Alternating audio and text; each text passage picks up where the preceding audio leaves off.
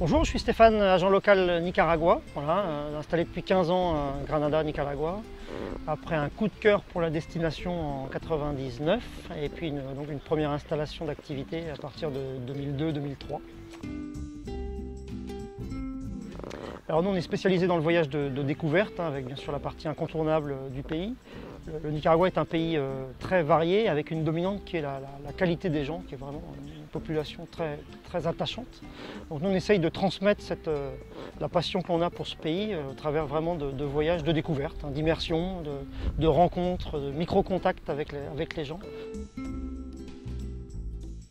Alors une agence locale comme la nôtre est forcément une agence bien implantée sur le territoire. On est une équipe nous pluridisciplinaire avec un mixte français et nicaraguayen. On est capable de guider sur toutes les parties du territoire nicaraguayen. Avec par contre une dominante forte, nous on cherche à mettre les gens en prise directe avec la société nicaraguayenne, donc avec des rencontres, des contacts. Donc on sert aussi à transmettre, à servir d'intermédiaire finalement pour que les gens abordent le pays à leur façon et en étant en pleine prise directe avec le pays. Alors on a sur une quinzaine de jours par exemple, c'est assez facile de commencer par une très belle ville coloniale qui est Granada. On se met en situation d'une ambiance tropicale mais dans une belle ville avec à portée de main les premiers volcans, les premiers marchés, des lagunes, des parcs naturels. On aime bien en saison du café aller passer aussi quelques jours dans une ferme de café et voir l'exploitation du café, la récolte, le comptage, la paille, des choses assez particulières mais en pleine immersion.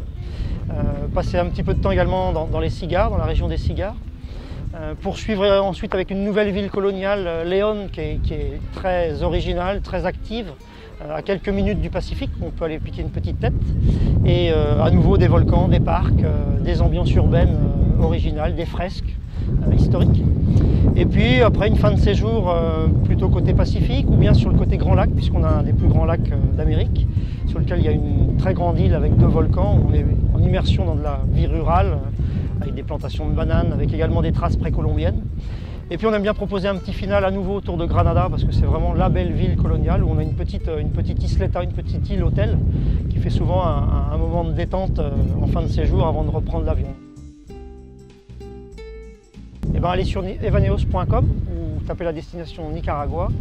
Vous verrez ma photo, donc Stéphane, et puis quelques propositions de séjour que l'on est bien sûr à votre disposition pour amender, compléter selon vos centres d'intérêt. Eh bien, on vous attend au Nicaragua con brazos abiertos, donc à bras ouverts et avec grand plaisir.